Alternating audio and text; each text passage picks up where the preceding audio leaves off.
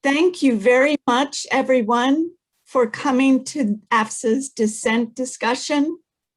My name is Julie Nutter, and I'm the Director of Professional Policy Issues at AFSA. What I will do right now is I'll give a brief run of show of the event and then introduce our four speakers. So we will first have Eric Rubin speak on the Dissent Channel and other ideas. And then I will give a brief background of the AFSA Dissent Awards. We'll have our two Dissent Award winners speak after that, first Monica and then Moises. And then we'll have AFSA's Deputy General Counsel speak. Then we'll start the question and answer period. And I'd like to remind everyone, please don't wait to put your questions in the chat. You can put questions in the chat all through the presentation. And then AFSA President Eric Rubin will close the event. So, to introduce our speakers. AFSA President Ambassador Eric Rubin most recently served as U.S. Ambassador to Bulgaria until 2019. Immediately prior, he was a Deputy Assistant Secretary in the European Bureau and Deputy Chief of Mission in Moscow. He's held a number of senior positions in Washington, including, but not limited to, stints as, these are really, really easy jobs, Executive Assistant to Undersecretary of State Nick Burns, Special Assistant to Undersecretary of State Tom Pickering, Assistant White House Press Secretary for Foreign Affairs, and as an office director in the Bureau of International Narcotics and Law Enforcement Affairs. His overseas tours also have included Honduras, Kyiv, and Chiang Mai. He holds a BA in history from Yale University. Monica Smith is currently a legal officer for USAID in Bogota, Colombia. She has served as a USAID legal officer in Washington, D.C., Tel Aviv, Islamabad, Budapest, Amman, and Cairo. She joined USAID in 2000 after working for several years at the law firm of Chadbourne and Park in New York. She received a BA in political science from the University of Pennsylvania in 1990 and her JD from Harvard Law School in 1996. Since joining the Foreign Service in 2016, Moises Mendoza has served as a Costa Rica desk officer, as well as a consular officer in Matamoros, Mexico, and a political officer in Port-au-Prince, Haiti. Moises was the 2019 recipient of the W. Averill Harriman Award for Constructive Dissent by an entry-level officer, and the 2020 Secretary of State Award for Outstanding Volunteerism. He holds a bachelor's degree from Georgetown University and master's degrees from Columbia University and the Hertie School of Governance. Raeka Safai, Esquire, is the Deputy General Counsel for the American Foreign Service Association. She provides legal and policy guidance to elected AFSA officials and members on a full range of labor management and employment-related matters. Prior to joining AFSA, Ms. Safai was an associate at a law firm where she primarily represented Foreign Service employees in administrative, civil, and criminal matters. So with that introduction, I will turn it over to AFSA President Ambassador Eric Rubin. Thank you very much, Julie, and welcome to everyone. Thank you for joining us today.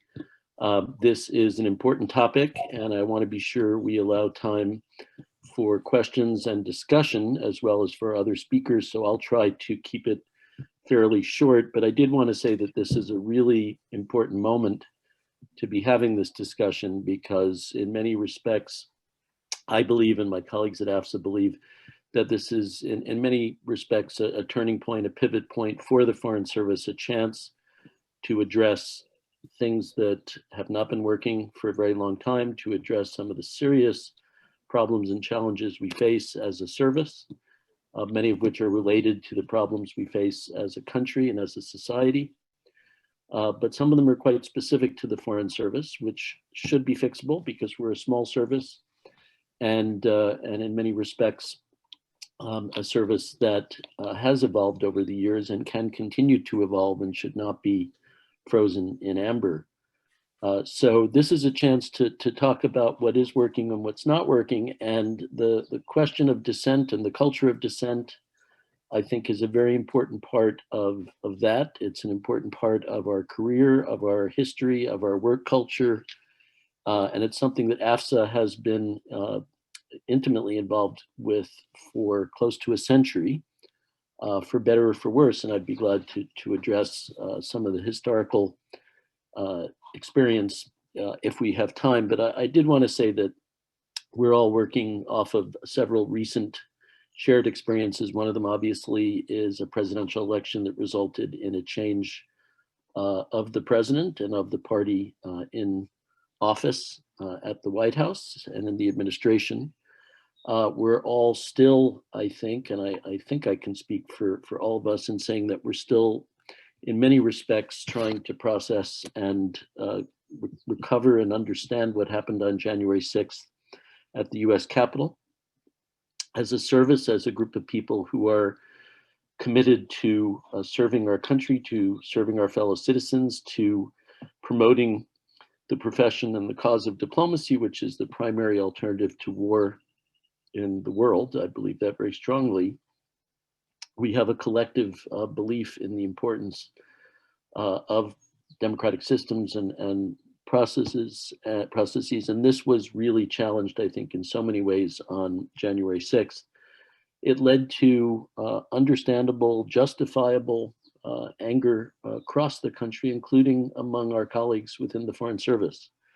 And I absolutely share that feeling and understand it, and believe that we have to take that into account as we look forward to where we're going as a Foreign Service and as a country. I think one of the most upsetting aspects to those of us in the Foreign Service was the partisan nature, not so much of what happened on January 6th, but of what was said about it afterwards. And that is something that I think many of our colleagues have expressed great concern about. And there were several dissent messages written, some of which leaked to the media, in which there was strong dissent expressed about how the State Department was instructing our public affairs officers overseas and our embassies and consulates to talk about what happened on January 6th, and also to respond to either the response or the lack of response from senior officials to what happened. So I think it's really important to step back with this as our recent experience and look at, first of all, a little bit of the history of dissent in the Foreign Service, and second of all, reviewing what's available to us and what needs to be fixed if there are things that aren't working. I think, first of all, it's important to say that dissent is part of the Foreign Service's DNA. And when I say dissent, I mean constructive internal dissent.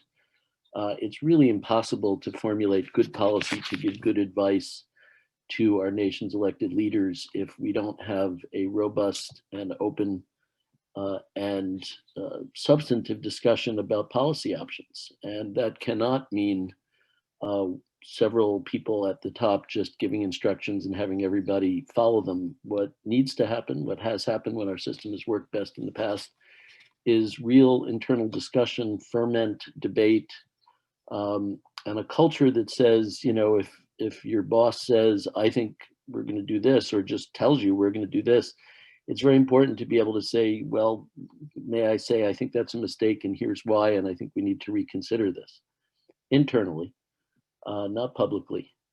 And when our system has worked, that is what's happened, and it has, I think in many cases, helped our country come up with the right answers and saved us from some big mistakes. When it hasn't worked, it's been a contributing factor to, I would say, some real disasters in our history, including some chapters in the history of the Foreign Service that are not positive or happy chapters. And again, I'm happy to talk more about that, but really it starts at the top. It starts with a president and with a Secretary of State and with leaders of our other foreign affairs agencies that our members are part of, expressing clearly to their employees the desire to hear from them, to build on their expertise, their experience, their knowledge. Ultimately, the decisions will be made by our elected officials and the Senate confirmed officials who work for them. But if they operate in a vacuum, then the policy process will not work and has not worked on many occasions in the past. And I would cite the decision to go to war in Iraq, the decision or decisions to go to war in Vietnam as two of the examples where the system really broke down. We at AFSA have been part of this discussion and part of promoting the culture of creative, internal, positive dissent from the very beginning, not with a perfect record. And many have cited AFSA's record during the Red Scares and the Lavender Scares of the 1940s, 50s, and 60s as not a great chapter in AFSA's history. And I would acknowledge that. Because in many cases, AFSA failed to defend its members and our profession when it should have. But there have been many other occasions, including when the current system of dissent, including the Dissent Channel, were created during and in the wake of the Vietnam War, when AFSA really took the lead in helping to create the structures and the opportunities for dissent to be heard and incorporated into the policymaking process. We also recently went through the painful, but I think in many respects, important and positive experience of the first impeachment trial in 2019, 2020, in which more than a dozen of our colleagues were subpoenaed to testify or give depositions against the instructions of the President and the Secretary of State under penalty of law, and complied with the congressional subpoenas and told the truth and really spoke truth to power. It's the only way I think you can describe it. And I'm very proud of AFSA's role in supporting them, both literally and figuratively, including raising $750,000 to ensure that not a single AFSA member was out a single penny for the legal cost associated with participating in that, involuntarily participating in that impeachment process, which cost a lot of money. And in the case of one of our members who shall remain unnamed, led to legal bills of more than $100,000, which obviously can be ruinous if there's no help.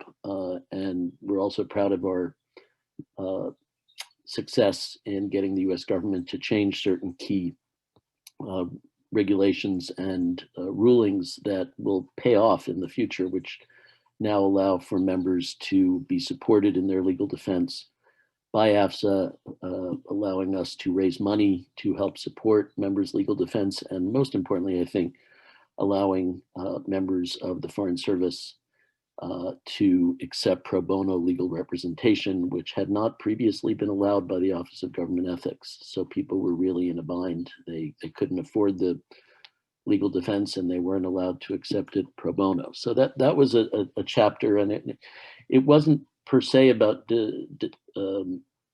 dissent. And I would say there are several colleagues who were participants in that chapter of our history who strongly disagree with calling it dissent, because their point of view is they were doing their jobs, they were subpoenaed to testify, and as required by law, they told the truth. and that's not dissent. However, I think it fits in the category of speaking truth to power, which in a lot of respects is what this is about. It goes back to the days of the Vietnam War when voices of dissent were growing. There were a series of resignations. There was a series of near firings, in the sense that while people were not actually fired, they were sidelined, they were exiled. And the culture, certainly by the time it was dealing with Henry Kissinger as National Security Advisor and Secretary of State, was very hostile to dissent and to disagreement with the official policy. And in response to that, the Foreign Service, with support from Congress and in some cases legislation, created what we know as our Dissent Channel today, and charged the policy planning staff at state with administering the Dissent Channel. It also created the Secretary's Open Forum, which sadly today is moribund, but we are working to revive it. And it was intended as a public forum staffed by a full-time member of the Foreign Service to both publish a regular journal with dissenting opinions, but also to have a speaker series bringing in people who might not necessarily agree with the administration to talk to members of the Foreign Service about alternative policy ideas. And unfortunately, for the past decade or so, it has not been functioning. We've been talking to the policy planning staff and their new leadership about reviving it. I think that would be very important, both symbolically and in reality. The Dissent Channel has existed since 1971. It was a clear statement that dissent is patriotic. It is part of who we are, but it has some constraints, and it makes it, I think, very clear that it's not always the right answer for dissenting opinions.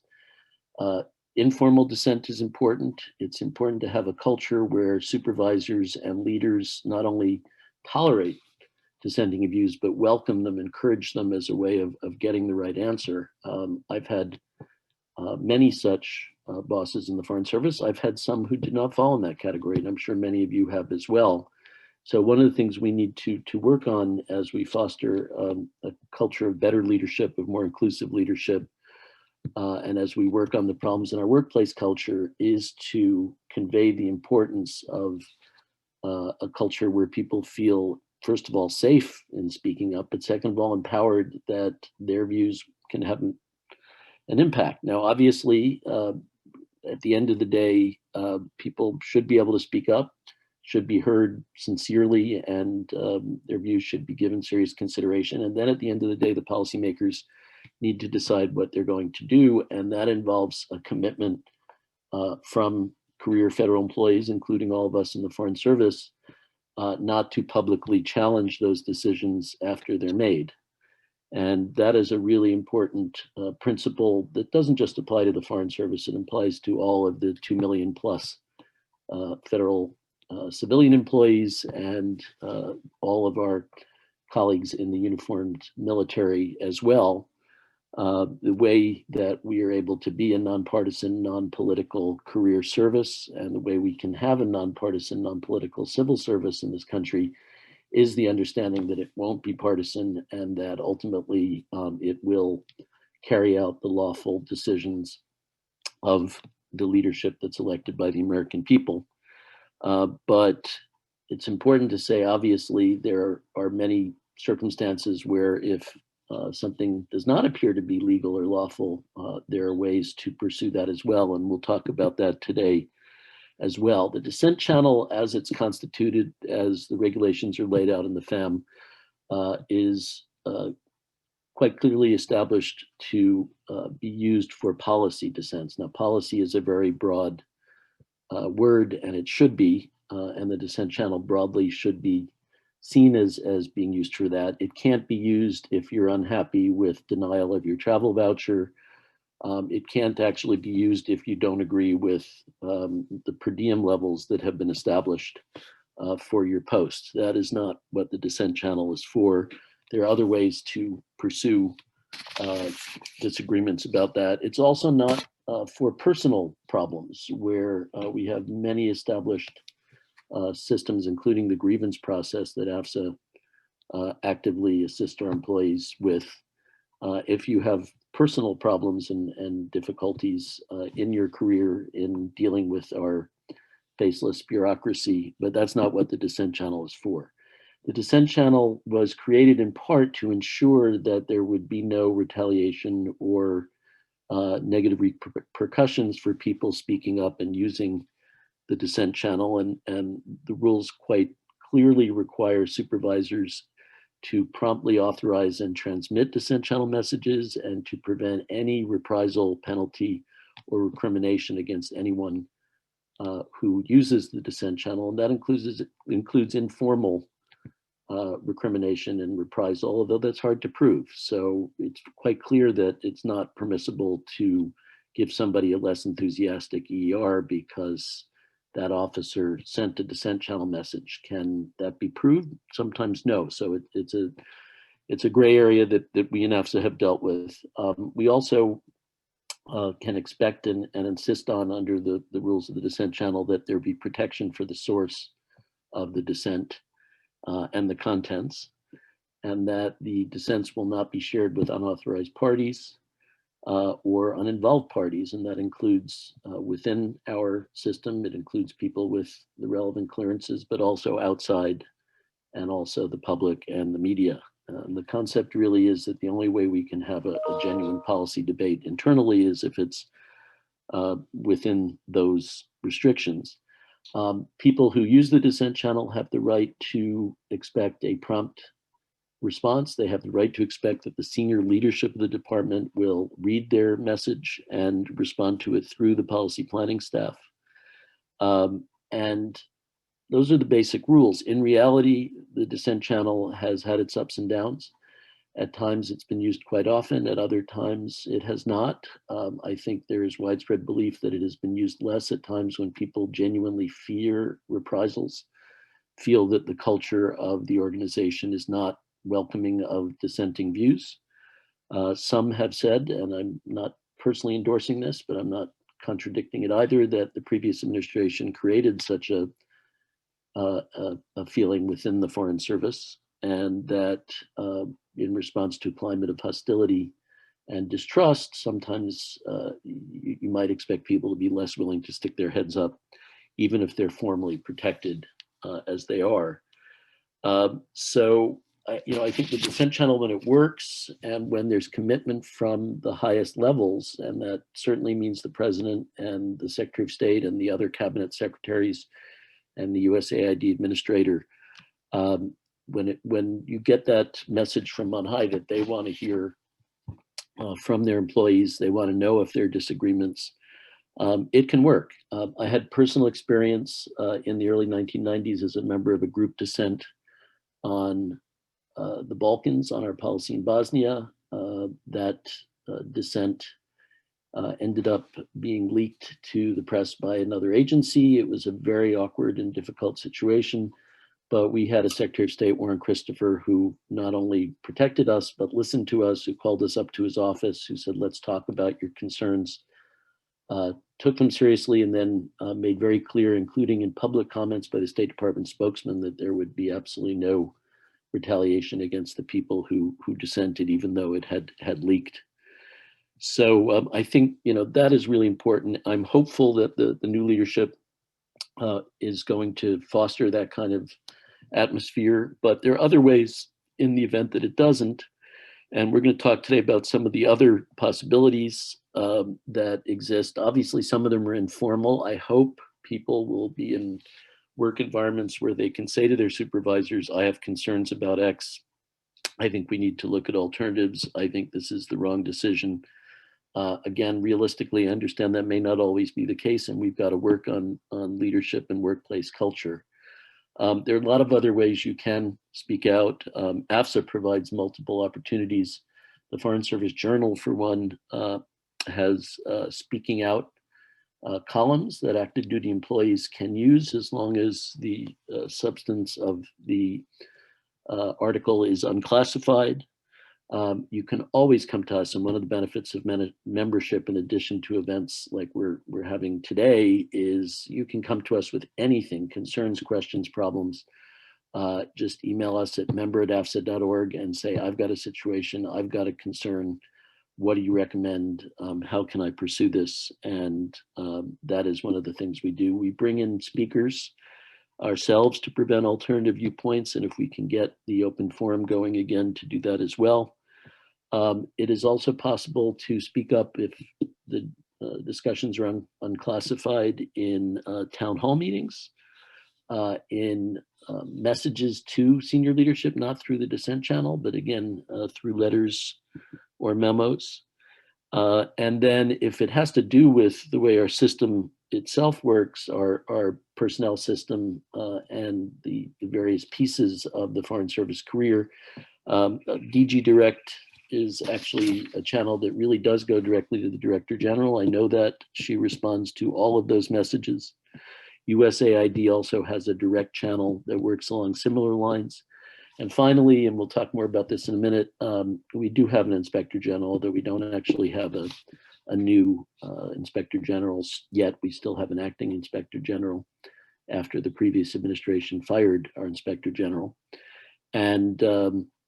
And that office is always available if you suspect violations of law, regulations, malfeasance, or corruption. Those are not necessarily literally dissent, but they're important. It's important for people to speak out, and AFSA will always be there to support and defend our members. Raeka, Safai, our Deputy General Counsel, will talk about some of the legal protections available as well. I personally, in my experience in my career, have found that the times I've spoken up, including the one time I formally dissented on Bosnia policy, really did make a difference. But I'm very aware that we've been through a very difficult time, that there hasn't always been a culture welcoming dissent and alternative viewpoints. And that is not just true in the past 4 years, but also previous moments, including from personal experience, the time of the invasion of Iraq in 2002. And it's really important that we seize this opportunity to get back to that ideal of a foreign service culture where we can all contribute to policymaking and have a healthy policymaking process in which alternative viewpoints are welcomed.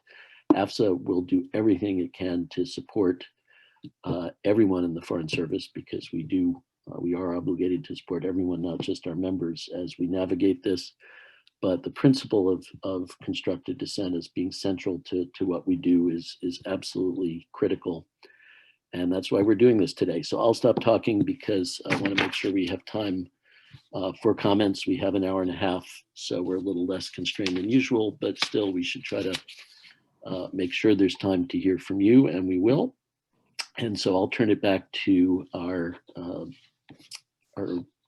I guess you could call MC. it MC. MC. I'm trying not to look at this as a show, but Julie is our MC, and then look forward to taking questions and talking to everyone. And thank you. And let me just remind everyone on this call, everyone who are AFSA members, the importance of your membership, of your dues. That's why we're able to do this. We have no sources of funding aside from your dues that enables us to do everything that we do. So thank you. There's strength in numbers, there's strength in solidarity. This is a critical time for the Foreign Service.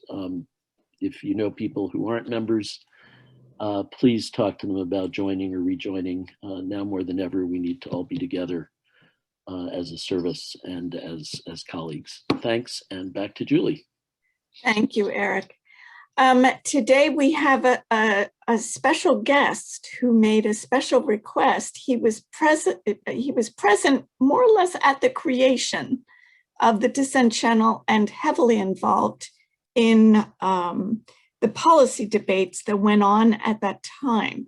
Ambassador Tom Boyett was also AFSA president and has held many, many positions on the AFSA board and has requested to speak.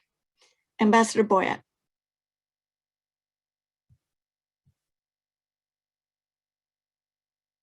You're muted.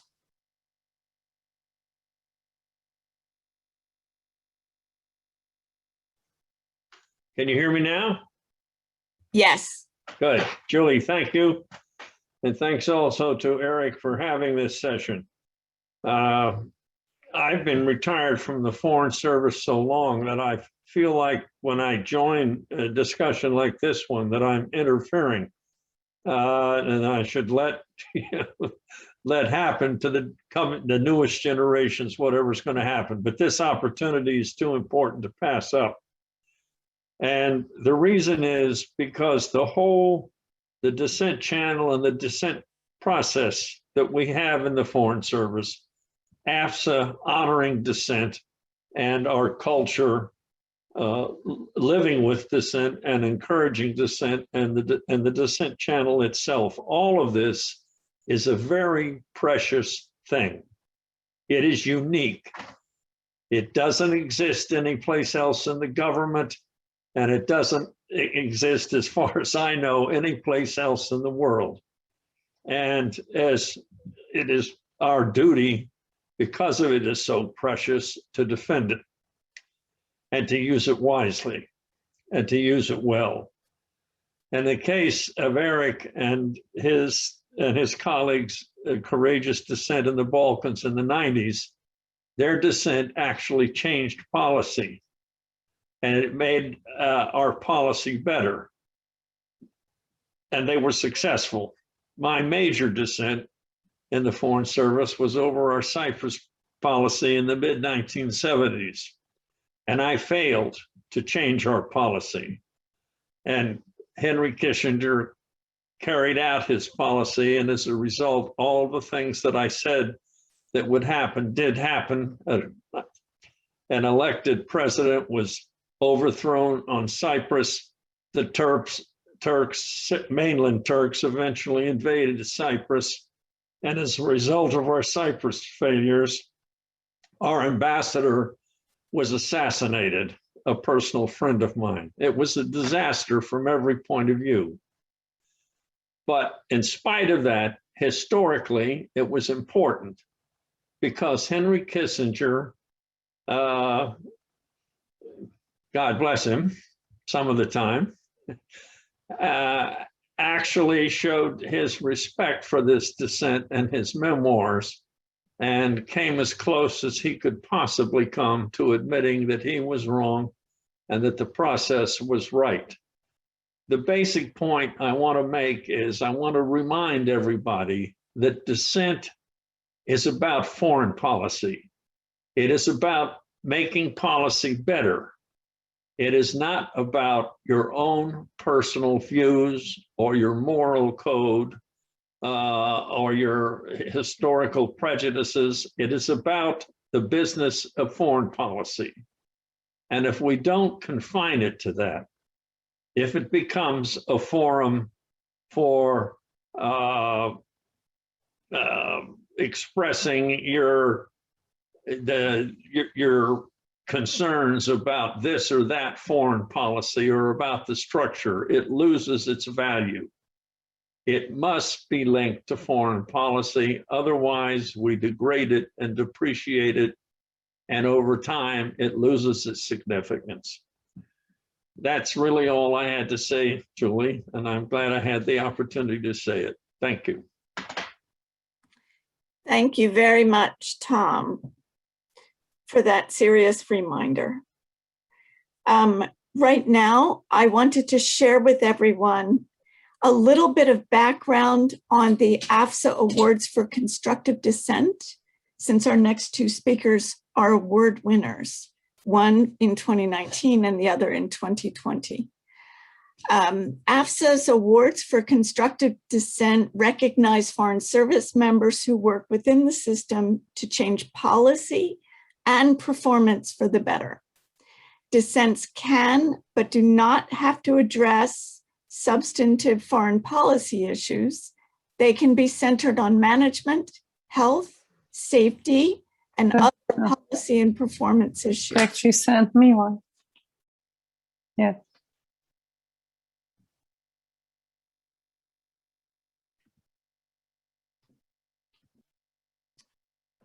Such dissents may be made in any non-public channel, including meetings, emails to supervisors, memoranda, cables, or via the formal dissent channel. So the Dissent Channel can be used, and AFSA will honor that person who used the Dissent Channel, but the Dissent Channel does not have to be used for AFSA to recognize the dissent. There are 4 awards: the Tex Harris Award for Foreign Service Specialists, the Avril Harriman Award for Entry-Level Officers, the William Rivkin Award for Mid-Level Officers, and the Christian Herter Award for members of the Senior Foreign Service. So without further ado, we'll have our first AFSA Award winner speaker, Monica Smith. Hello and good afternoon, everyone. I was honored to receive the Christian Herter Award for Senior Foreign Service Officers last year, and so I want to express my heartfelt thanks to AFSA for that award, but fundamentally for the long-standing support for the culture of dissent that I think is so important, and also for much assistance and guidance during the process while I contemplated this tricky dissent. The reason for my award was that I was advocating for changing how USAID engages in Gaza in connection with our foreign assistance program there, specifically in the development context. Had a long-standing interest in providing assistance for water and sanitation, construction, infrastructure after the 2014 war that left much of Gaza devastated. What really happened to me was that I was trying to make sure that our assistance program stayed on the right side of the law and got into some trouble in that context. I was the lawyer in the West Bank Gaza mission for USAID, as I've been working for aid for many years. And our program depended greatly on certain legal authorizations that allowed us to engage in Gaza in a meaningful way. As you might know, Hamas is in control of Gaza, so all of our assistance there depended greatly on a delicate balance of legal policy analysis that we made in close coordination with Washington. During my time as a lawyer there, it happened that the facts changed upon which some of these analyses were based, and I became concerned that our program might drift closer to the wrong side of the law. They became concerned and raised these questions up to senior management in my mission, management in the Bureau, and management in my own backstop in Washington. The front office at the mission was not interested in changing the way we were doing business, particularly as the White House at the time had put a lot of pressure on us to continue to move forward with what they called the deal of the century in pursuit of peace in the Middle East. Essentially, our front office didn't want to rock them forward as we were. So being stuck in that situation, I felt that it was really important to raise the issue of the rule of law repeatedly to most people who would listen. There's a lot of pressure on me to back down and rescind my legal opinion, and pressure on me to leave the mission. I luckily was able to coordinate closely with the technical office and devise a workaround so that we would continue to be able to operate legally in Gaza and engage with different actors so that we would avoid crossing any red lines. But unfortunately, because of my dissent and my voice being raised in contradiction to management, I decided that it was better to leave early. So I left post a year early. My husband gave up a good job there. We left post with about 1 month's notice. As you can imagine, for foreign service officers, that can be pretty traumatic and upsetting. Some of the lessons that I learned during this process and what really helped me was to try to find as many allies as possible. So I coordinated with AFSA, with the HR folks in USAID. I consulted with about 20 different people before I came to the decisions that I made. And I think it's really important before one goes forward with a strongly held dissent position that you strategize to not necessarily have to do that on your own. Having my backstop office support me was really essential in that context. I think it's very important to look for allies, other people who understand your position, even if they are not the people in the senior leadership roles or decision makers. Having allies gives you a gut check sense of whether you're in the right direction or not. And I learned from this experience that it's really important for me to know my own values. I really had to struggle with this question of, is it worth it to speak up in this case? I stood to lose a lot personally, and the rule of law is part of what I stand for as a lawyer. It was just a difficult decision to have to leave post at an unusual time as the mission was going through a crisis. But I found myself ultimately lucky that I was able to speak up. And I think being a senior foreign service officer gave me that opportunity to not have to worry as much about consequences for my career path. And as Eric said, the ability to speak truth to power, I think, is something that all of us as leaders in our own way need to consider carefully. When is the right time? When is the right moment? And what beneficial consequences can be had. I was lucky my actions did lead to a change in policy, as Tom was discussing, and support for the rule of law. I didn't go through the official Dissent Channel or the direct channel. I made my voice known to as many people as possible, and that's how it worked for me. Thank you. Thank you very much, Monica. We'll now hear from Moises Mendoza.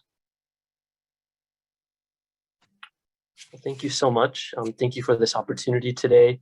I especially want to thank everybody in AFSA, Julie and Ambassador Rubin, for this very, very important discussion.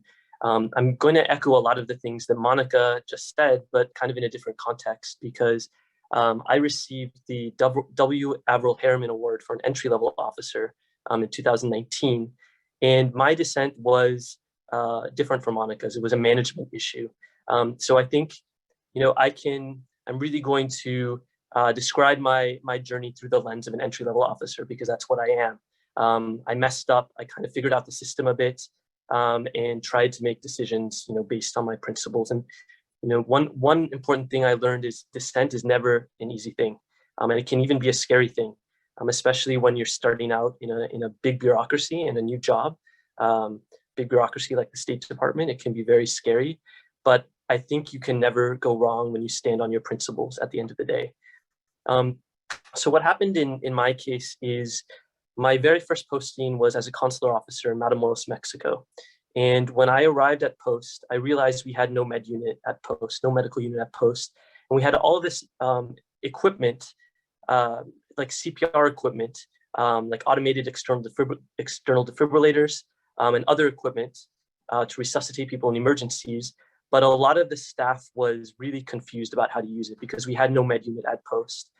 And I felt very strongly that we needed more CPR training for staff. And there was a better way to do it than we were doing it. So I brought this up to my management, and there wasn't the same concern from them that I had. They understood what I was saying, but they didn't have the same concerns. But I saw it as an urgent issue, actually, and I realized that I actually wanted to be the change, and that was the best way to make a change in my situation. So what I actually did is I ended up taking night courses to become an EMT and a class to become a CPR instructor. And then I presented myself and I said, here I am. I'm licensed, I'm certified, I can teach CPR. I have a whole plan. This makes a lot of sense. Let me teach everyone CPR. Made sense. So at first, my bosses were a little baffled. This was a little outside the box, but they were supportive at first. But then I ran into some issues. There was concern about a consular officer teaching CPR at post. It wasn't my job. There were liability concerns. I was told, you can't do this. This is too off the wall. Don't bring this up again. This isn't your lane. Get back in your lane. This isn't going to work. And I said, hey, but I'm certified. I'm licensed and everything, and we're not getting CPR training. And I was told, well, you're not med. Only med can do this. And I remember very distinctly that when this kind of edict came down, I was very, very sad. And I remember kind of hiding myself away in our consular office and actually crying, because I had put so much work into this, and so many hours into this training. And of course I was upset. I thought this was a good idea. This didn't make any sense. And so the first thing I did wasn't very smart, to be honest. I sent out an email saying this isn't right, et cetera, and it got some attention, but it also got people very upset. And I realized I had to take a different approach.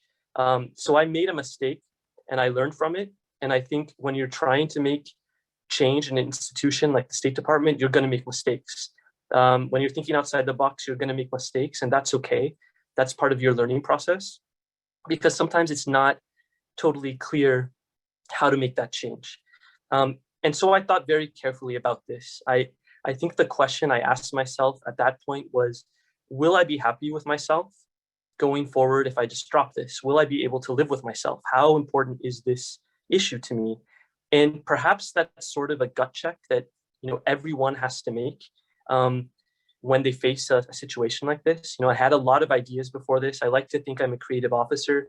Some of my ideas had been accepted and implemented. Some of them hadn't been.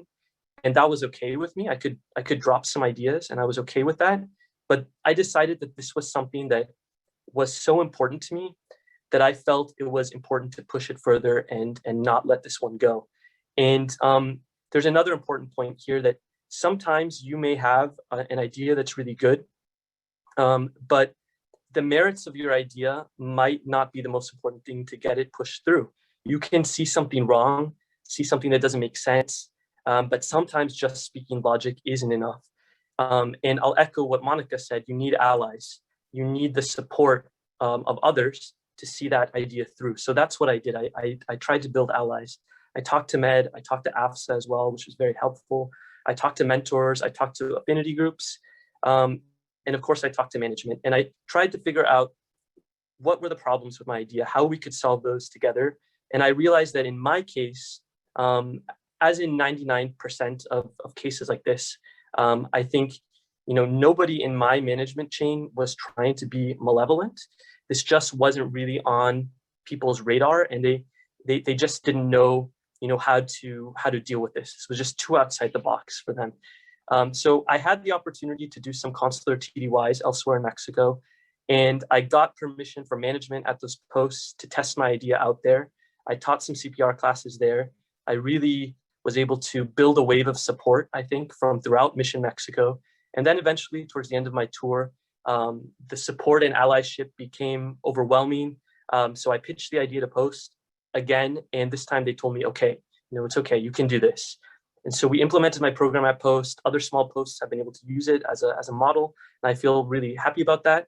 This model has also been piloted with the Security Overseas seminar, which is great. There's stuff I'd like to do with other organizations at the State Department, with Med, but it's kind of a little by little, a step-by-step thing. But I think what I'm most proud about is I saw a situation that didn't make sense, and I tried to think outside the box to change it, because I think dissenting is not just about standing up and saying no. That's important sometimes to do that, but it's also about innovation and coming up with new ways to do things, which sometimes create some discomfort in the institution, but it's really important to do that sometimes. Sometimes a little disruption can be a good thing for the institution. So from my perspective, I really say we should find those things that don't make sense. We should fix them. And if they're important enough to us, we should fight to fix them. We should stand up for our principles. The question is always, how do you know that it's really important to push for this idea. What idea do you push for and what idea do you drop? And I think for me, the answer is if it's something illegal or immoral or unethical, there's really no question. You have to stand up and put a stop to it. But sometimes there's shades of gray, like in my case. So I think there, I just followed my heart. I asked myself, can I live with this if I drop it? And I just couldn't. And it ended up working out okay for me. So that's my story. Thank you so much for the opportunity. And I'm looking forward to engaging in discussion with all of you. Thank you, Moises. And now we'll hear from Raeka Safai. Thank you, Julie, and thank you to all of our speakers. What I wanted to do today was just to give you a very general overview of the protections and rights available both to Dissent Channel users, but also potential whistleblowers. We did have a prior AFSA presentation on whistleblowers.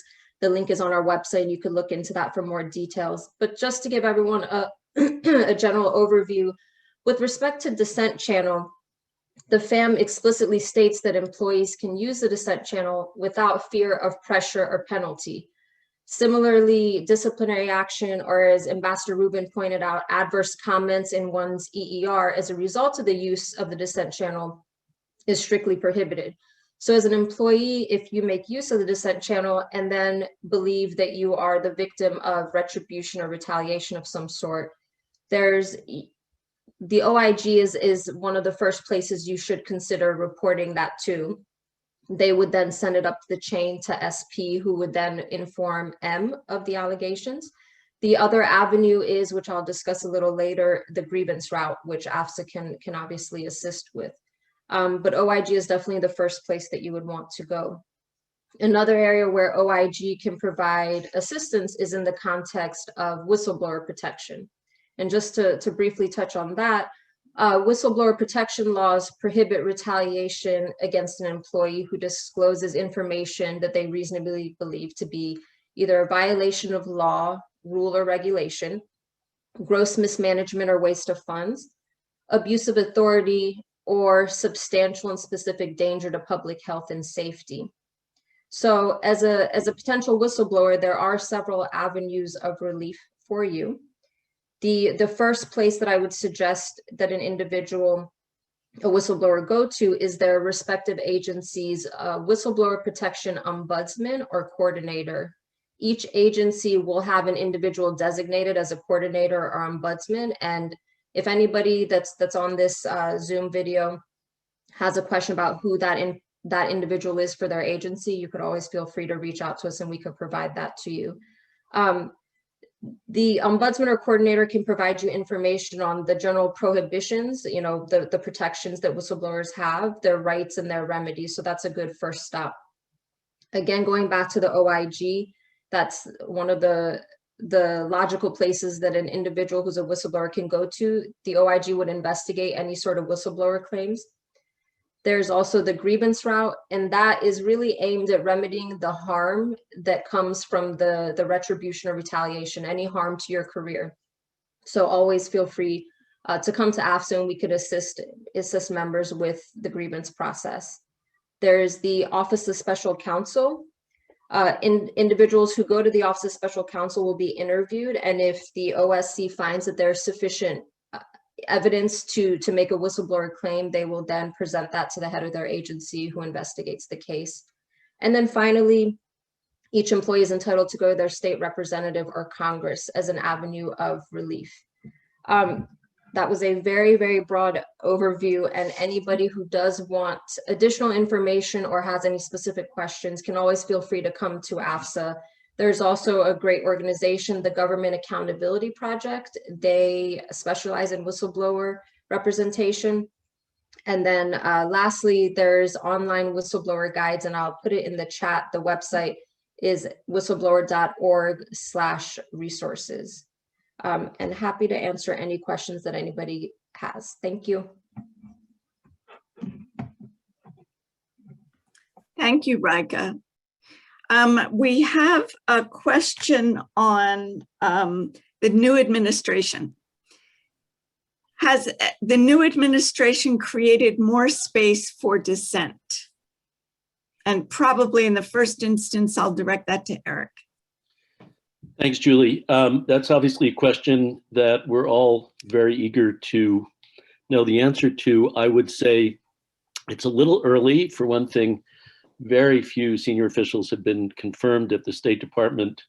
Only the Secretary Blinken, and our ambassador to the UN, Linda Thomas-Greenfield, who's a former career colleague, have been confirmed. So most of the other positions are still acting, in many cases, under career officers. That said, we've had some very positive messaging from President Biden in an executive order instructing federal agencies and departments to work constructively to support and include their employees, and to work with federal unions and employee associations to help make the federal workplace better and more effective. It's a huge change in tone. It's a huge shift away from suspicion from the dark days when the President of the United States referred to the State Department as the Deep State Department, with the Secretary of State standing next to him laughing. And we're hopeful. And Secretary Blinken, in his communications since he was confirmed and took office, has also been, I think, sending all the right signals. That said, signals are not enough. And it's our job at AFSA to keep a very close eye on this, and if necessary, to hold the new administration to its kind words and promises. I'm hopeful. I know many of the people who have been nominated and who are in already some senior positions, including the Secretary, whom I've known since 1993 personally, when we first worked together in EUR. And I'm hopeful, but hope is not enough. So we're going to have to push as necessary. I will say we are very pleased, and we do have one of the participants in this call from our policy planning staff, one of our career colleagues. And I am very hopeful about our dialogue with the new leadership in SP, which plays a crucial role not only in the Dissent Channel, but also, as I mentioned, in the hope for resuscitation of the Secretary's open forum, and in really overseeing support for the idea of constructive dissent, certainly at state. And I would also add, I do know Samantha Power, the nominee for USAID administrator, quite well. She is a former dissenter herself on issues including the Armenian genocide. And I'm hopeful that she will also bring a culture welcoming alternative ideas and policies to USAID. But again, we're going to have to watch carefully and be prepared to hold the new leadership to their promises. Thank you, Eric. Here is a question on the substance of Dissent Channel messages. Do Dissent Channel messages have to focus on political affairs? What if an officer would like to address security or administrative matters? Well, I think Moises has already answered that in terms of his dissent, which was not political at all. So the answer is no, definitely not. Well, this is particularly Dissent Channel messages. Yes. Dissent Channel has to be policy related, but policy is not just political issues. It's all aspects of policy. So, obviously, at the end of the day, the policy planning staff is the gatekeeper and will decide whether to accept a Dissent Channel message. I would recommend that people thinking of doing that consult SP in advance, because they offer that, and they can say whether a proposed message would fit within the guidelines of the Dissent Channel. But it doesn't just have to be about policy, multilateral policy or bilateral policy in a political sense at all. Again, it can't be about administrative procedures. It can't be about personal problems. It can't be about the personnel system. There are different channels for that, but it's about, as Tom Boyett, whom I salute, and I don't know if everybody knows that Tom not only helped create the Dissent Channel, but he helped create Modern AFSA as a union as well as a professional association. And the letter to Tom from the Secretary of State in 1972 is still hanging on the wall outside my office at AFSA, recognizing AFSA as the official union of the Foreign Service. So I salute Tom, and I would endorse his point that it has to be about foreign policy writ large. This is about how to make better policy for our country, for the American people. And we hope, in the best case scenario, thereby helping the entire world if our country is doing the right thing, not just for itself. We now have a question. It's really a couple of questions here. Was the channel intended for those assigned to posts? And then second question is, should it be used only after all remedies through one's own bureau have been exhausted? Any other considerations? I'll take that again if it's okay. I think, first of all, it's very much intended for use by people at post. As a matter of fact, we sometimes have heard concerns that it can't be used in domestic assignments because it's usually sent as a cable, but that's not true either. It can be sent as a memo, and it's absolutely open to people serving anywhere. I personally would say it is a good idea, but it is absolutely not required to, first of all, let your immediate supervisors and your leadership at post or in your bureau know that you're going to do that, and to see if there's a chance that they might put their name on it. And in my experience, somewhat frequently, not always, that happens, where you'll have a leader at post or in a domestic bureau saying, you know what, okay, I agree with you, we'll send that front channel. But not always by any means, and that's why the Dissent Channel was created. It's still a good idea not to surprise them, because there's no value in surprising them. Again, if you're concerned about retaliation or the way they're going to treat you, you are protected, but I understand realistically people do worry about that, but it's not going to help if it's a surprise to them as opposed to you're notifying them in advance. I think it also brings credibility to the dissent if you say, look, I tried to work through channels, I tried to talk to my superiors at post or in our bureau, and they didn't want to listen. That's what happened to us on Bosnia. We were lucky that our deputy director of the office, the relevant office involved, strongly supported us, felt she couldn't sign the dissent because she was the deputy director of the office, but was with us all the way, and that helped a lot. But you don't have to have that either. So, you know, I think in both cases, you know, yes, anybody can use it if the topic is appropriate, no matter where you are. And I would advise trying first with your leadership, but you don't have to. If you're sure that, you know, the response will be negative, I'll just ask Raeka if she has anything to add on that. Thank you, Ambassador Rubin. You actually touched on everything I was going to say, and I just wanted to direct folks, if they did want to look at the language that Ambassador Rubin was referencing, it's at 2FAM070, and it has the scope of it, the applicability, the responsibilities is all pretty straightforward there. Thank you, both of you. Another question on the Dissent Channel. How effective are Dissent Channel messages if they are not leaked? Do they just fall into a black hole, especially on very high profile issues? Well, I mean, it partly depends on the audience. So it does depend on who the Secretary of State is and who the undersecretaries are and who the assistant secretaries are. And that's not something we can control as members of the Foreign Service. The Dissent Channel effectively guarantees that the senior leadership will see your dissent. Does that literally mean the Secretary of State, if you're a member of the State Department Foreign Service, will always read it personally? No, in my experience, not.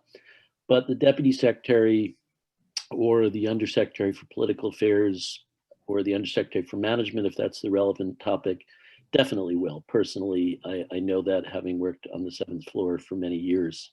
That is taken seriously. SP does make sure of that. What they do about it, obviously, is a very fair question. Sometimes nothing. I will say, in our experience on the Bosnia dissent, we had a Secretary of State who was very supportive, took us seriously, called us up to his office. It was terrifying at the time. I was pretty much an entry-level officer getting summoned to the Secretary of State's office to defend myself for what I had just done. And what he said, I remember very clearly. He said, you know, I appreciate your passion. I appreciate your commitment to getting things right. I appreciate your belief in America as a force for good in the world. But I do have to tell you that you're mistaken if you think we have never considered the arguments that you're making. And I would just offer that as advice. It's unlikely that you're going to have a unique insight that no one in the senior levels has ever thought of. It's possible, I guess, but it's unlikely. Policy decisions are tough. That doesn't mean that you can't help get them to reconsider. And so I'm not arguing against making your argument, but you know, usually what people dissent about are topics that have been debated internally. And you know, I think Tom, for his comments about our Bosnia dissent, I think we may have played a small role, but the policy did gradually evolve over the course of a couple of years to basically what we were advocating, but it took the involvement of people like Ambassador Richard Holbrooke to really make it happen. But anyway, I would just say, you know, yes, it can reach the top. It will be read at senior levels. Whether it's acted on is really dependent on who the addressees are and how extensively they're familiar with your argument. Thanks, Eric. There's a question on, and this might be for Eric and or Moises. What about when the topic of dissent does not relate to one's current or direct portfolio? There's a sense that doing so might undermine the work of colleagues actively working on the issue. Also, what if one's connection to an issue is linked with one's identity or ethnic background? Not to put you on the spot, but Moises, do you want to take a first stab at that? Sure. I mean, so my dissent wasn't, what I was trying to do wasn't directly related to my job. But what I always tried to do, you know, at every new post is I try to see where I can add value. And sometimes there are ways that you can add value that are not directly related to your job. And that's okay. And you should point that out. And if it makes sense, if you have a great idea and the idea makes sense, you should definitely feel free to push back a little bit. Like, obviously, I don't work for Med, and there was a bit of resistance to my idea because I'm not a doctor. I don't work for Med. It didn't make sense to people at first, but I think when I explained myself and when I worked hand in hand with Med and some of my other colleagues, people understood what I was trying to do. And eventually they did see the logic in my dissent, and it worked out for me. Thanks. And I would just add, I think it's important to have some personal experience or involvement, as Moises did, with the subject at hand. So it doesn't have to be your work portfolio. It doesn't literally have to be at your post or in your bureau, but it should be something that you know more about than most people.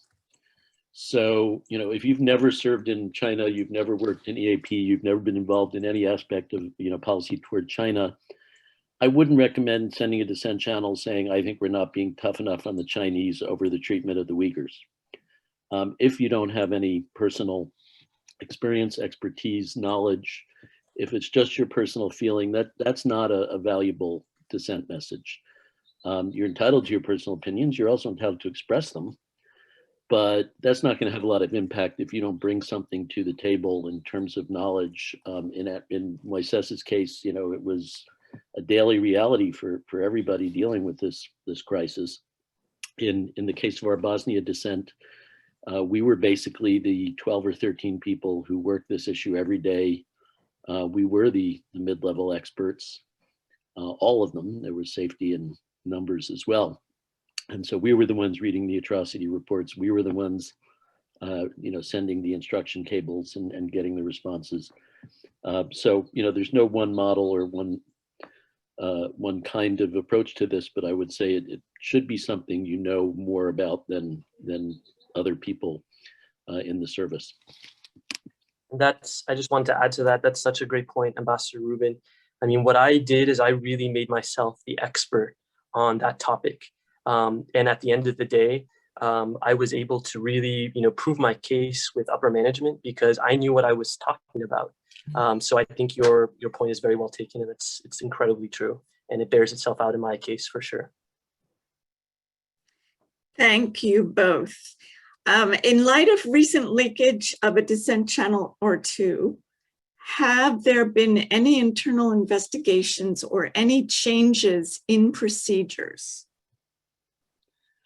I'm not aware of either. In terms of investigations, generally, the only time you're going to see investigations is with leaking or improper disclosure of classified information.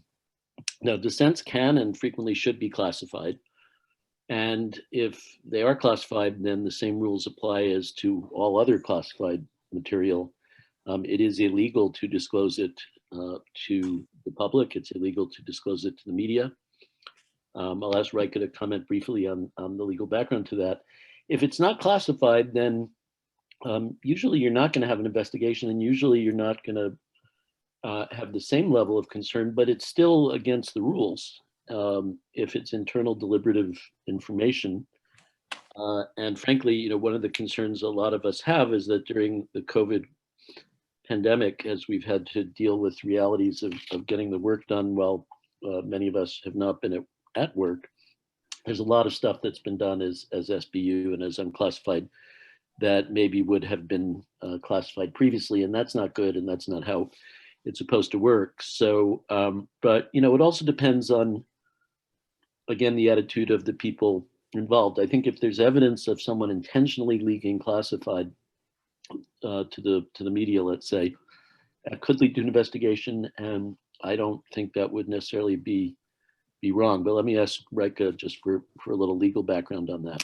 Or on the classified information front, Ambassador Rubin is correct. Obviously, it's a federal crime to disclose classified information, even if it's already been leaked in the public by someone else. With respect to the Dissent Channel, I'm not aware of any investigations that have taken place, and it's a matter of evidence. If an individual has information and can show, someone within the department leaked this information, they could take that to the OIG. The OIG can then investigate, put the pieces together, potentially take administrative action against the individual, and obviously depending on the nature of the dissent cable, classified or not, it could potentially go further. But it's an evidentiary issue. Is oftentimes things appear in the press and we don't know how it got there, and they're not going to go on a wild goose chase to try to figure it out. And I would just add one other thought. Generally, it's not a good idea to go public with dissents, and sometimes it's illegal. As Raeka said, certainly if we're talking about classified material, it's illegal. But it also undermines the impact of the dissent. So, and it's a non-political question. So if, we had people who, I'll say hypothetically, but it did happen, who were leaking to the media dissent against the Trump administration, that's not something that the incoming Biden administration is going to be happy about either, because the whole concept is they need to know that they'll get the best unvarnished advice, but that the policy process will be conducted confidentially without resorting to leaks and to public disclosure of the deliberative process. And it really undermines trust if that isn't respected. So I just make a pitch. And in most cases that people certainly have followed the rules. And when things leak frequently, as happened to us under Bosnia, it wasn't us, and we never wanted it to happen. And we were frankly terrified and shocked and probably very naive not to realize that it could happen. So that was a learning moment for me. And I would advise on that just to be careful and remember that this is Washington. And as one of my former bosses said often, if you don't want your mother, the Russians, or the Washington Post to know, don't put it in an email, because that's a good way for your mother, the Russians, and the Washington Post to find out. And unfortunately, there's a lot of truth to that. Thank you very much, you two. There's a question from a retiree. Is there a way for a recently retired FSO who did not dissent at her last post to formally or informally engage in dissent and make herself heard through AFSA channels now, even though she's no longer with the Department of State? Yes, I mean, please is what I would say. For one thing, that is what the Foreign Service Journal is for. Both our speaking out columns, which can be arranged on any topic when we have someone who wants to write one. And in addition, letters to the editor, to the Foreign Service Journal are certainly possible. Our editor-in-chief, Sean Dorman, is former Foreign Service, knows the situation very well and welcomes that kind of thing. And then we have public fora that we sponsor, and we're doing more and more of it now that we've learned the benefits as well as the disadvantages of Zoom culture. And you can speak up in those as well, and we welcome it. So I would say yes, absolutely. Thank you, Eric. We have a question on going to the IG. When does a situation become so serious that I go to the Inspector General? Won't my boss find out? Raeka, So, you wanna take that? That might be good for Raeka. sure. I assume this would be in a scenario, obviously, you make use of the Dissent Channel and then you feel some sort of retaliation. At what point do you go to the OIG? Quite honestly, as soon as you feel that you are the victim of retribution or retaliation because of your use of the Dissent Channel, that would be a good time to go. And that could come in any forms. You know, your work requirements all of a sudden are changed. You have responsibilities taken away from you. You know, obviously the most visual or clear retribution is something in an EER that you had no notice of, no counseling of, that's blatantly false.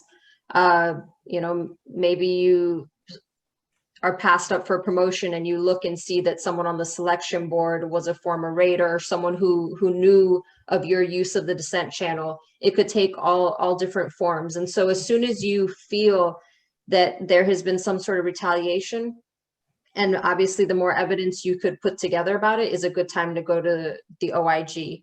It's slightly different with a grievance. Oftentimes with a grievance, you need to have more than just a suspicion. A harm needs to actually take place for you to then file a grievance and seek remedy of that harm. Thank you very much, Raeka. Another question, is there a red line after which it no longer makes sense to work within the institution constructively to make change? When is it appropriate to go outside the system, if ever? I can try to address that. I think the simple answer, but it's too simple, so I think, you know, there are nuances that we can discuss. The simple answer is it's never okay to go outside the system with public dissent against the elected president and his administration. And if you feel you need to do that, then the traditional approach, which traditionally has been described as the honorable and appropriate response, and I accept that characterization, is to resign and to go public. And I had several colleagues who did that during the policy debates over our policy in the Balkans in the 1990s. We had several people do that in 2002 over the invasion of Iraq. We had several people do it in the late 60s and early 70s over the Vietnam War and the invasion of Cambodia and Laos. And there have been some other cases as well. And that is, you know, extremely correct and honorable, but it's also in many respects, you know, hopefully the last resort, because we don't want to lose good people. Our country can't afford to lose good people. Most of us have had a lot of time and money and experience invested.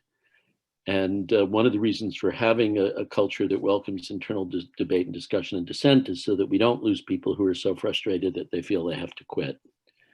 Now, it gets more complicated if you say, well, I have, you know, 27 years and I could stay, but I could leave and I want to go public. if you're ready, if you're eligible for retirement and you really want to speak publicly, well, then that maybe is your trigger for deciding to take your retirement. But again, I would hope we have ways for views to be expressed short of that.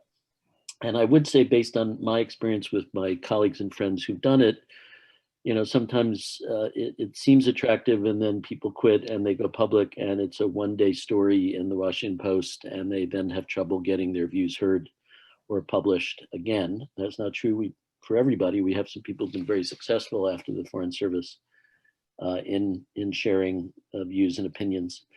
But I would come back to the idea that publicly denouncing, challenging the policy of the president is not acceptable. And it's because we are nonpartisan, non-political career employees. And just as with law enforcement personnel and military personnel and air traffic controllers and people who deliver the mail and everybody else who works for our country, we can't second guess the policies once they're lawfully made or otherwise. First of all, you have chaos, and second of all, that leads to what we unfortunately saw in the previous administration, which is a desire to gut the civil service, to end the idea of merit-based civil service, and to turn everybody into political hacks. And we had that experience in the 19th century, and Teddy Roosevelt and others thankfully took up the cause of ending it and bringing in the idea of a professional, nonpartisan civil service, of which the Foreign Service is part. So I feel pretty strongly about it. That's different than saying, well, what if it leaks through no fault of the people who dissent? Well, that happens. It happened to us. It will keep happening because this is Washington. And in that case, I would say that's just, sometimes unfortunate, but it's not the fault of the people. No one would say, well, you shouldn't have dissented or this wouldn't have leaked. That's not fair and that's not right. But you shouldn't intentionally go public with criticism while you're still active duty. That's my view. And if I can just add, I think, when we're talking about resigning, going outside the system, etc., those are very extreme circumstances. And I can tell you, I've only been in the service for 4 years, but there are certainly times that I get very frustrated with how things work in the Foreign Service. I think that's natural for any officer that cares. But I stayed within the system and I stay in the Foreign Service because I believe that we really can make a difference in our workplace and in the policymaking process. And I find it very sad when, sometimes I have colleagues who will tell me, we can't make a difference. Things are just the way they are because it's a big bureaucracy. We can't change things. But I think Monica and Ambassador Rubin and I are proof that you can make differences or you can make changes within the system. You can make things better in many cases. And there's a lot of good people within the system that want to see our institution improve and become better. Thank you very much, Moises and Eric. And this is a question, I guess, for three of you at least. What did you do if your boss tried to talk you out of either sending a Dissent Channel message or any form of dissent?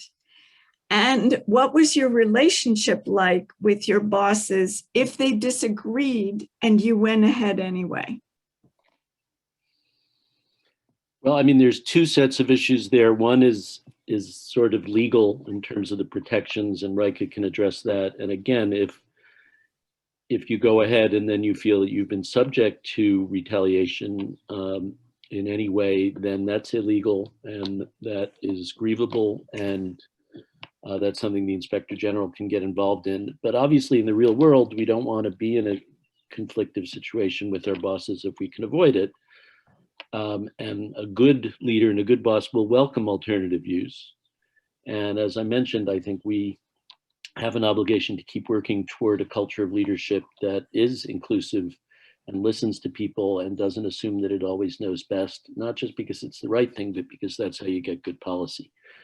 That said, realistically, there are going to be bosses who don't see it that way. And in addition to the legal protections, I would say the first effort should be to go to your boss and say, you know, I have concerns about this. I think it would make more sense to do X. Would you be willing to put that view forward? And sometimes, as I said, in my experience, sometimes, you know, you may get an answer of, well, you know, I don't know how the ambassador is going to feel about that. We'll have to go talk about it. Okay. That's the best way to start. And as I said, there's no virtue in surprising them, because ultimately they will know about the dissent, and ultimately you're going to be in the same place. But if you sort of take them off guard and don't give them a chance to do the right thing, then probably it's going to be more uncomfortable than if you did. So I would recommend trying first, but ultimately, you know, it's on them to be willing to listen to alternative viewpoints and to allow you to share them as you have a right to do. Again, I wouldn't do it often. The other point I've made to people is, you know, if you're doing a dissent message every 6 months, then something's wrong. Then, you know, maybe you're just not the right disposition for this career. That's not the right answer. It should be rare. I'm not saying it should only happen once in your career, but it shouldn't happen often. But if you have a good point to make and you feel you need to make it, you should make it. And then, you know, you are protected in a legal sense. But again, I understand we've all been in situations you don't want it to be uncomfortable. You don't want it to be tense. And you know, there are people who decide not to proceed with dissents for that reason, and I'm not going to criticize them. I want to see a culture where it's more welcomed and part of what's seen as normal, to have a culture of differing ideas and debates and all that. But I don't think you have an obligation to put yourself in an uncomfortable position if you decide you don't want to. That's really your call at the end of the day. But we'll support you. And then if you're an AFSA member, one of the first things you should do is get in touch with us and say, here's my situation. What do you recommend? How, you know, what do I need to know? What do I have to be careful about? Can you help me if I get in trouble, etc. And that's what you pay dues for, and doesn't have to be a formal grievance or anything. We are there to help our members with anything. Okay, and speaking of rare Dissent Channel messages, I can tell everyone, at least according to Wikipedia, in the 40 years after 1971, when the Dissent Channel was created, there were 123 Dissent Channel messages that came in. And every year, Dissent Channel messages approximate 4 or 5. So they are rare. And then just lastly, how does one read cables published via the Dissent Channel? Or is it only the 7th floor who has access to them? Raeka, do you want to take that? I was going to defer to you. It's my understanding that the 7th floor has them, unless they're disseminated by the authors. Correct. So the actual Dissent Channel messages themselves are closely held and shared only with the relevant policymakers, generally on the 7th and 6th floors at the State Department, and usually with the relevant ambassador, DCM, and or office director, not publicly disseminated, not within the normal cable traffic. It's a captioned, the Dissent Channel is a captioned channel. There have been Dissent Channel messages that have been shared, and partly it depends on whether they're classified or not. Partly this gets back to the Secretary's open forum, and in the past, at times that was used as a way of sharing Dissent Channel messages more broadly. And I think there's some virtue to that, but you shouldn't expect it'll automatically be shared. Again, there are other ways if you want to, within the Foreign Service, speak publicly, and that can include the Foreign Service Journal, AFSA forums, and other ways. And now, of course, I'd be remiss if I didn't mention all of the social media platforms, including all of the Facebook groups and the employee affinity groups, all of which have their own platforms. Obviously, in all of these, it's critical that you not share any classified information, but you are entitled, if you're not sharing classified information, to express your opinion in those fora as well. and that's another way that you can reach colleagues and have a constructive and hopefully fruitful debate on issues. Thank you, Eric. I just see before we go, I see David Holmes is on, and he is a member of the policy planning staff, and he's been probably our most important contact in this. And I just wanted to give him a minute or two to say a few words. Sure. Thanks a lot, Eric. The main thing I want to say is just to endorse just about everything you said. I don't think there's anyone who knows more about dissent in the service than you do. So a great service you're providing to the membership to do this event today. And I wanted to just say two things. One, just to underscore your sense that the new administration does want to create a very positive and encouraging tone for dissent. I think tonally, I think that's already underway. More will be done on that. The question, I think, is not whether to be more welcoming of dissent, but just how to go about doing that. So we're looking at events and different things we can do to possibly help to get that message out, both the accuracy about what dissent is and how to use the channel, but also that it's welcome, that is, as you said, a part of our DNA, and we want to encourage constructive dissent. So that's the first thing. So it's not a question of whether, but just of how. So stay tuned on that, and we're open to suggestions. And then the other point was just to underscore what you said. The process currently is that only seventh floor principals will see the name of the person who submitted the dissent cable or memo, as well as the director of policy planning. So if we go below the seventh floor, if we go to assistant secretaries or office directors, we will offer the officer submitting the dissent the option of excising their name from the dissent. And they often won't even see the actual cable itself. We will just characterize it for them in a way that protects the sender, in as much as we might need to seek their input on the reply. So really the people who are only going to see the actual message itself are the secretary and his staff, the counselor, the undersecretary for political affairs, and the deputy secretary. And that's it. So you can be pretty confident that your identity will be protected should you so wish. Anyway, thanks. Thank you very much. And we're a little bit over time. So Eric, do you want to close us out? Yeah, thank you so much. Thank you, David, for that. I'm really glad you could join us. And thanks for everything you're doing to help make this a reality, the change in the work culture that I think we all need to be part of. And I just want to thank Julie and Raeka and everybody else who helped put this together. I do think this is a moment where we really have a chance to address longstanding problems in our service, not only to achieve a more representative and diverse service, but also one that has more influence and impact on our policy process, which is how it's intended to work in law, in the Foreign Service Act.